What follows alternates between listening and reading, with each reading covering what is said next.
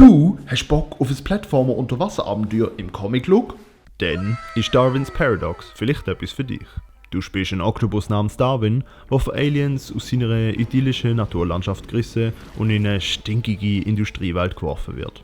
Jetzt musst du dich mit deinen Oktopus-Fähigkeiten wie Tarnen und Tinte schmeißen durch die Welt kämpfen. Das Spiel überzeugt dabei nicht nur mit einem atmosphärischen Soundtrack und echt flüssig laufendem Gameplay in einer mega hübschen Welt, es ist auch vollgefüllt mit Jokes und Slapstick-Momenten, darum hat man auch immer wieder gut etwas zu lachen. Das Spiel zeigt auf kreative Wege, wie man eine Story ohne große Worte erzählen kann. Und ist eine clevere Kritik an der Zerstörung der Umwelt durch die Industrialisierung.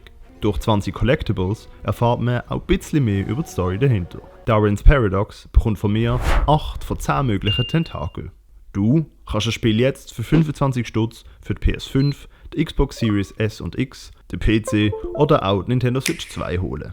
Wenn du dir noch nicht ganz sicher bist, gibt es auch eine Demo, mit der du das Spiel schon mal gratis testen kannst. Dann